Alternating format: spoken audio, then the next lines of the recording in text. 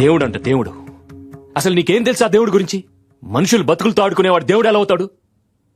సరే, నేనంటే నమ్మని తీసే. 700 మంది అభాగ్యులు ఏం చేశారు? ఆ ముసలావిడ పాప ఇంకా నమ్ముతుందే. నమ్మక ద్రోహి మీ దేవుడు. ఆ భారతంలో బామర్ది చేత బంధువులందరినీ చంపించాడు. ఈ భారతంలో ఇంతమందిని బాధలతో చంపుతున్నాడు. ఇది ధర్మం. ధర్మం ఇలాగే ఉంటుంది. నిండు సభలో మహారాజులు, మంత్రులు, సామంతులు, కురువృద్ధులు ఇంతమంది ముందు ఒక ఆడదాన్ని బట్టలోడదీస్తుంటే తప్పని చెప్పకుండా చెప్పు తీసుకొని కొట్టకుండా చూస్తూ కూర్చున్న ప్రతి ఒక్కరూ సావాల్సిందే, భీష్ముడితో సహా. అశ్వత్థామ ఒక్కడు ప్రశ్నించాడు, ప్రతిఘటించాడు, బ్రతికిపోయాడు. అది ధర్మం. భూమి భరించాలి. భూమి మీద బాధ్యత లేనివాడు ఈ భూమి మీద బతికుండకూడదు. అదే ధర్మం.